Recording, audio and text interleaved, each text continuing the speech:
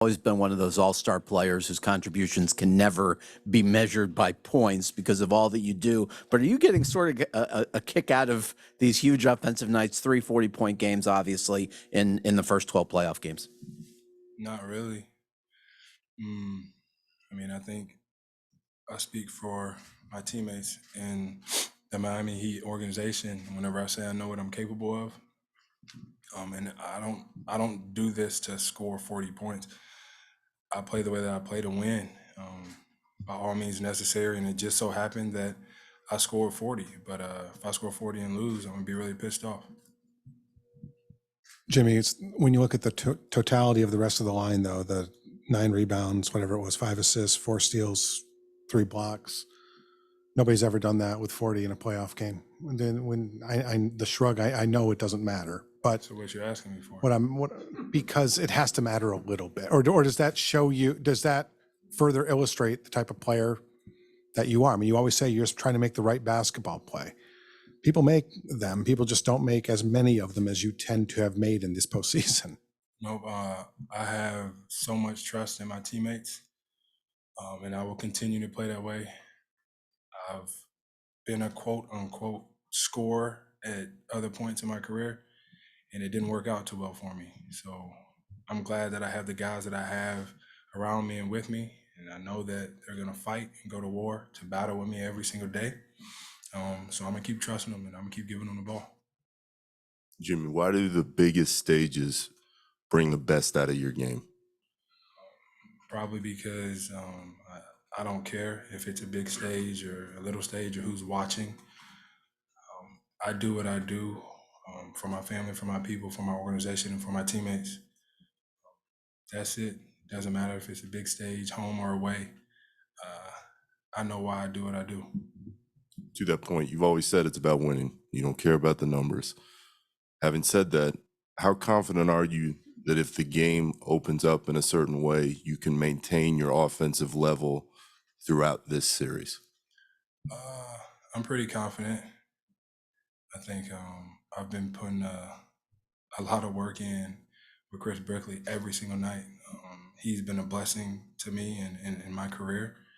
That as long as I keep working, I think I can help us win 3 more games in this series, and hopefully 4 more after this one when we get to the opportunity.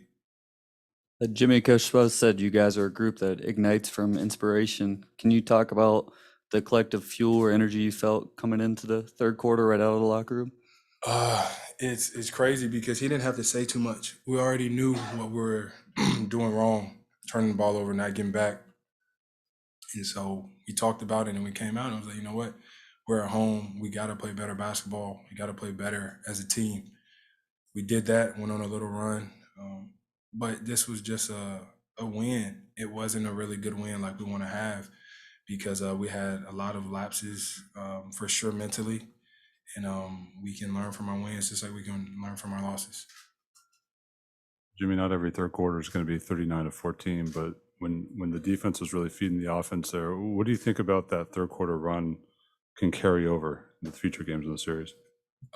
More than anything, it just shows us what we're capable of whenever we worry about getting stops, getting into the open floor, getting to the free throw line, all of those good things. It just reminds me that we can do it. I see it on this piece of paper. I lived it, so I expect us to be able to do that every quarter from here on out. Hey, Jimmy, kind of piggybacking on that a little bit, Tatum had 6 turnovers in the third quarter himself. You guys obviously were able to control him. How much did the defense spark everything else you guys were able to do in the third? I've said it all year long. Whenever we let our defense dictate our offense, we're a much better team. We get stops, we get into the open floor, we whip that ball around to our shooters, and that's the style of basketball we call Miami Heat basketball. Gritty, dog-like, worried about getting stops instead of worried about getting buckets. Jimmy, how much do you enjoy sort of the mental part of the playoffs and preparing for one team that you know you're going to face anywhere from 4 to 7 games, as opposed to maybe the regular season where it's night to night to night? I think it's a blessing to be able to play basketball at the highest level. Yeah, it's a little bit tougher whenever you got to beat the same group of guys 4 times. But I think we're all really, really blessed to be able to do what we do for a living, and I don't overlook that. But more than anything, I enjoy going to battle with the guys that I got against the Boston Celtics for another 3 wins. You had those 2 straight passing lane steals in the that third quarter. But they were preceded by 2 straight stops from Bam, the block on Brown, and then I think he stripped Tatum. How much does his defense sort of fuel your defense in that regard? It allows me to be me and so many other people to be themselves too. I've said it all year long, and I mean it. Bam's really the engine behind us, and I don't think stats really say all the numbers and how well of a game that he played, because he sets great screens, he gets everybody open, he's making people pass the ball where we want the ball to go, and you got to pay attention to him on both sides of the floor. So as I've said all year long, he's a big part of what we're doing, and he will be for these next 7 games that we want to win. Jimmy, on the topic of your back-to-back steals, do you feel in any way that your steals are kind of like shooting in a way where that first one you get, then the second one is kind of you commit fully to the ball? Or how does that kind of work for you personally when you're able to kind of fully go in for that? I don't know. I tell you right now, Spo doesn't like me. He doesn't like whenever I do it. Luckily, I was 2 for 2 on those particular shoot the gap passing lanes, but I don't get them all the time. And then you see him give a look over there, but I feel like I think I can get 10 out of 10. It doesn't always work that way, and it helps us go on a little run. Jimmy, you said that you don't do this to score 40, but coming into a series like this where you know it's going to be extra physical, do you come out in game 1 looking to get to the line a bunch of times like you did to kind of set a tone? I like physicality. Like, I want to run into people and see who falls down first, who's going to quit first. I think that's a style of basketball I like to play, and so do they. And, I was 0 for 2 from 3 tonight. I want to go 0 for 0 next game because I just want to keep banging into people.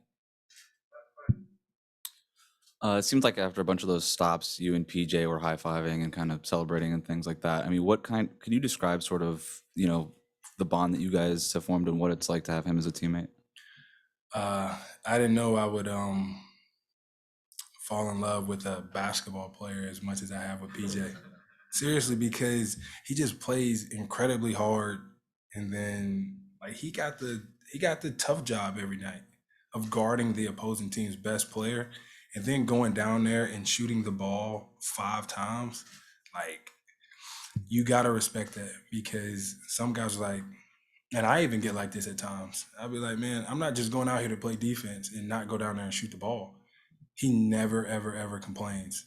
And he's one of the biggest reasons why we're winning, because he does all the little things, and it's easy to follow suit whenever you got somebody like that leading your team. Thanks, Jimmy. You know?